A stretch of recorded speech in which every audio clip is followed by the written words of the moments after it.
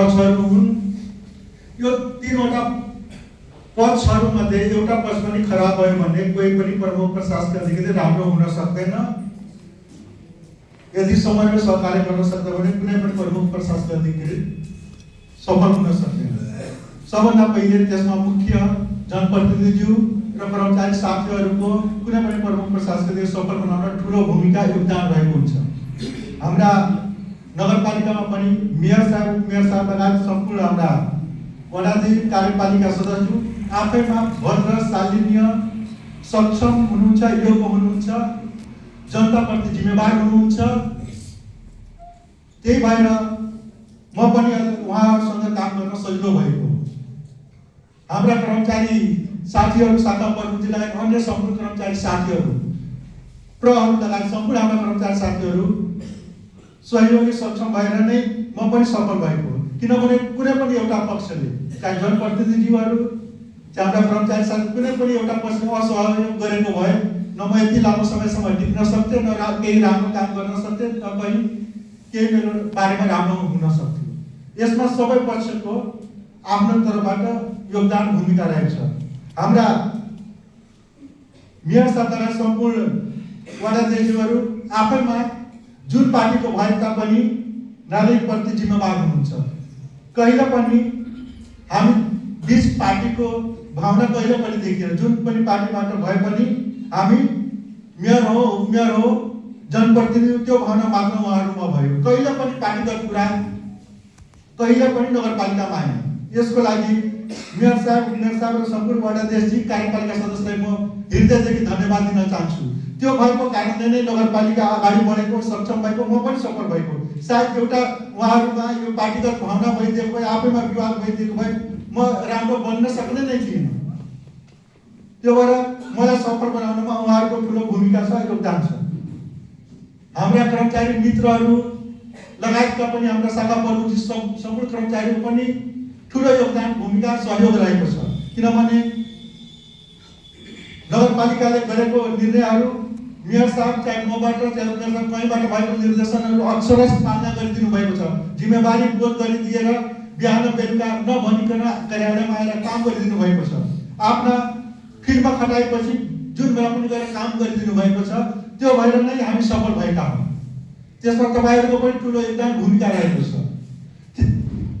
त्यही भएर म भन्छु कमसे कम जनताको आफ्नो कर्मचारी छ, उहाँहरूसँग पनि हामी सहकार्य गर्नुपर्छ, उहाँहरूको भावना बुझ्नुपर्छ, काम गर्नुपर्छ। तर मैले सरकार राख्ने मुख्य दुईवटा पक्ष तपाईँहरू सक्षम, योग्य, सहयोगी, सद्भावपूर्ण भएकोले नै म यो काम गर्न सफल भएको हो।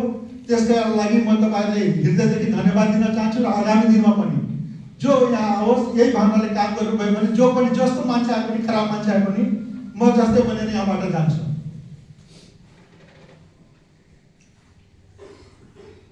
हामी काम गर्ने बेलामा यदि सबभन्दा पहिले नागरिकको हित पहिलो कुरामा राखेर हामी अगाडि बढिदियो भने कहिले पनि समस्या हुँदैन। जुन पनि मान्छेको स्वार्थ हुन्छ, मान्छे भएपछि नै स्वार्थ हुन्छ, केही कमी कमजोरी सबैमा हुन्छ। म पनि छ कमी कमजोरी। यो पृथ्वीमा आउनुभएको भगवान राममा पनि हामी कमी कमजोरी देख्छौँ कि उहाँ गर्भवती श्रीमतीले वनवास पठाउनु पर्यो, एउटा पक्षले त्यो पनि भन्छ। भगवान कृष्णमा पनि कमी कमजोरी देख्ने मान्छे। त्यही भएर कमी कमजोरी संसारको सबै मान्छेमा हुन्छ। त्यो कमी कमजोरीलाई राम्रो काम गरेर, राम्रो कामहरू अधिकांश मात्रा राम्रो काम गर्नुपर्छ। त्यो कमी कमजोरी हराएर जान्छ। ममा पनि कमी कमजोरी होला, 10-20% कमी कमजोरी भए पनि हामी 80% राम्रो काम गर्नुपर्छ। 80% जनताको आफूसँग सरकार राख्ने व्यक्तिको भावना अनुसार, उसको मनोभावना बुझेर काम गरिदियो भने समस्या हुँदैन। म अहिलेसम्म त्यही भावनाले काम गर्छु। पहिले जनताको काम होस्, मसँग व्यवहार गर्ने 80% मान्छे राम्रो हो भनेर फिलिङ गरिदियो, त्यो भावनाले काम गरेको छु। त्यसमा तपाईँको पनि सहयोग, सद्भाव रहेको छ। म पनि चाहन्छु कि अन्य पालिका जस्तै यहाँ पनि वडामा धेरै बजेट हो, मेयर साहबको धेरै बजेट हो, ठुलो बजेट हो। तर चाहँदै पनि हाम्रो देशको आर्थिक स्थिति, विभिन्न कानुनहरूको सीमा टुटेको छ। त्यो सीमा पनि ख्याल गर्नुपर्छ, कानुन पनि ख्याल गर्नुपर्छ। त्यो कानुन सीमा ख्यालको साथसाथै हाम्रा मेयर साहब, वडाध्यक्षहरूको, मेयर साहबको भावना पनि बुझिदिनुपर्छ। त अहिलेसम्म मैले कानुन देशको आर्थिक स्थिति र मेयर साहब लगायत हाम्रा जनप्रतिनिधि भावना पनि बुझेर उहाँहरूको पनि केही भावना बुझ्नु पर्यो, केही कानुनको पनि भावना बुझेर बिचको बाटोबाट जानु पर्यो। त्यो भएर कहिलेकाहीँ वडा अध्यक्षको चित पनि दुखेको होला। जो हामीले भनेको यति बजेट उहाँहरूले हाकिम साहब मानिराख्नु भएको छैन, यो काम समयमा गरिदिनु भएन, समयमा सुरु गरिदिनु भएन। त्यो म चाहन्छु कि समयमा होस्, योभन्दा पनि बजेट बढिदियो। तर त्यसरी गर्दाखेरि नगरपालिकाको अर्कै समस्या हुन सक्थ्यो, नगरपालिकाको बेइज्जती हुन सक्थ्यो, झन् काम यदि समयमा नभएर जनतामा निराशा जान सक्थ्यो, गुनासो आउन सक्थ्यो। त्यो पनि पक्षलाई हामीले हेर्नुपर्छ। हामीले हेर्दाखेरि कानुन पनि हेर्नु पर्यो, आर्थिक अवस्था पनि हेर्नु पर्यो र जनचाहना, जनताको इच्छा आकांक्षा सबैलाई बिचको बाटोबाट मिलाएर जानुपर्छ। त्यो कारणले गर्दा तपाईँले भनेअनुसार मैले बजेट पनि दिन सकिनँ, भनेअनुसार समयमा काम पनि गराउन सकिनँ। त्यसको लागि त्यो मेरो बाध्यात्मक अवस्था थियो, त्यो बुझिदिनु होला। मेरो इच्छा हुँदा हुँदै पनि त्यो परिस्थितिको कारण हुन गएको हो, त्यो बुझ्नु होला। त्यसको लागि तपाईँसँग म क्षमा प्राप्ति पनि छु। तपाईँको इच्छा अनुसार बजेट दिन सकिनँ, काम गर्न सकिनँ, त्यसको लागि क्षमा प्राप्ति पनि छु। कर्मचारी साथीहरूको पनि सुविधा अझ बढी चाहना हुन सक्छ, होला, मेरो पनि छ, सबैको हुन्छ। तर पनि अब आर्थिक स्थितिले यहाँको स्रोत साधनले भ्याउनु पर्यो। त्यो पक्ष विचार गरेर मात्र हामी केही सुविधा दिन सक्छौँ। केही साथीहरूको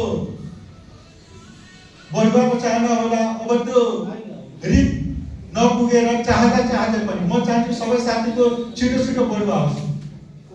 तर मैले चाहेर मात्र त हुँदैन, कानुनले तोकेको छ। त्यो कानुनको भित्र रहेर मात्र गर्न सकिन्छ। त्यो भएर हाम्रा कर्मचारी मित्रहरूले त्यो मेरो व्यक्तिगत बाध्यता बुझिदिनु होला। कानुनको कारणले त्यस्तो हुन गएको हो। तपाईँले छिटो पदोन्नति गरिदिउँ, असर वृद्धि गरिदिउँ, तपाईँले मागेको सुविधा सबै दिनु। मेरो इच्छा हुँदा हुँदै पनि दिन सकिनँ, परिस्थिति बस मात्र केही गर्न सकिएको होला। तपाईँ चाहेको सबै गर्न सकिएन, त्यो बुझिदिन अनुरोध गर्छु। र आगामी दिनमा यस्तै सहकार्य गरेर जनप्रतिनिधि, कर्मचारी साथीहरू सहकार्य गरेर अगाडि बढ्नु होला। तपाईँको सहकार्यको कारणले नै हामी मध्य प्रदेशमा लिजा कार्य एलइडीमा राम्रो गर्न सकेका छौँ। आगामी दिनमा अझ राम्रो गर्नु होला कि हामी मध्य प्रदेश होइन नेपालकै टप गर्न सकौँ, हाम्रो नगरपालिकाको, महानगरपालिकाको मान सम्मान बढाउन सकौँ। त्यसरी तपाईँहरू र जनप्रतिनिधिहरू सहकार्य गरेर अगाडि बढ्नु होला। हाम्रो इज्जत, मान सम्मान, प्रतिष्ठाको लागि सबैको मान सम्मान प्रतिष्ठा बढ्छ। हामी राम्रो गऱ्यो भने मेयर साहबको मात्र नाम बढ्दैन, प्रमुख प्रशासकको मात्र नाम हुँदैन। बाहिर गएपछि कल्याण महानगरपालिका भनेर बुझ्छ। कल्याणभित्र हो यो मेयर साहब हो, यो वडाध्यक्ष हाकिम हो, यो शाखा प्रमुख हो। बाहिर गएपछि को हो त म कल्याण महानगरपालिकाबाट आएको, म कल्याण महानगरपालिकाको कर्मचारी हो, म कल्याण महानगरपालिका जनप्रतिनिधि मान्छे बुझ्न गर्छ नेपालभित्र। किनभने हामी बाहिर गएपछि त्यहाँ जिल्ला रहँदैन। हामी विदेश गयो भने केवल नेपाल मात्र हेरिन्छ। कुनै नेपालको कहीँको मान्छे भेटिदियो भने कति खुसी लाग्छ। त्यही भएर हामी नेपालभित्र छौँ भने त्यहाँ यो बाडाको मान्छे हो, कल्याणको मान्छे हो भने नचिनेको भए पनि छुट्टै आत्मीयता बढ्छ, छुट्टै सम्बन्ध जस्तो लाग्छ। त्यो भएर कुनै पनि काम गर्दा आगामी दिनमा सहकार्य गरेर गर्नु होला। कल्याण महानगरपालिकाको इज्जत, मान सम्मान बढाउने गरी आगामी दिनमा पनि काम गर्न अनुरोध गर्दै यहाँ रहँदा बस्दाखेरि मबाट भएका कमी कमजोरीहरूलाई बाध्यात्मक भएको भनेर बुझिदिनु होला। समय बस्दा श्रीमान श्रीमती बिच पनि विवाद भइरहन्छ। सायद जति राम्रो श्रीमान श्रीमती भए पनि 1 महिना लगातार हाँसेर बिताउन सक्दैन, 1 महिनामा 2-4 चोटि वाद विवाद भएकै हुन्छ। त्यो भएर हामी एउटा परिवारमा, यति ठुलो परिवारमा बसेका छौँ, त्यहाँ पनि कहिलेकाहीँ गुनासो हुन्छ। नचाहँदै पनि कहिले रिसाएर बन्नुपर्ने हुन्छ। त्यो बाध्यात्मक अवस्था थियो, त्यो बुझ्नु होला। त्यसको लागि क्षमा प्राप्ति भन्दै आज देखाउनु भएको माया, ममता, सद्भावको लागि व्यक्तिगत तर्फबाट तपाईँहरू सम्पूर्ण आभार प्रकट गर्दै म आफ्नो मन्तव्य पनि समापन गर्न चाहन्छु। साथै अनुरोध के गर्न चाहन्छु भने हाम्रा जो पनि यहाँ भएका लगायत यहाँ नभएका पनि हाम्रा कर्मचारी साथीहरू, जनप्रतिनिधिहरू जो पनि मौका मिलाएर आउनुहोस्। म बसेको ठाउँमा अब कति दिन बसिन्छ, मेरो इच्छा आकांक्षा छ कि बढुवाको लागि 1.5 वर्ष त्यहाँ बस्दा मेरो नम्बर पुग्छ, 1.5 वर्ष बस्ने इच्छा छ। अब त्यहाँका जनप्रतिनिधिहरू, कर्मचारी साथीहरू यस्तै माया ममता तपाईँहरू जति देखाइदिनु भयो भने त्यहाँ 1.5 वर्ष म बस्छु। त्यो बिचमा तपाईँहरू जो पनि आउनुहोस्, 6-7 जनासम्म आउनु भयो भने होटलमा राख्नु पर्दैन। म त्यसैसम्म मेरो क्वार्टर व्यवस्था हुन्छ।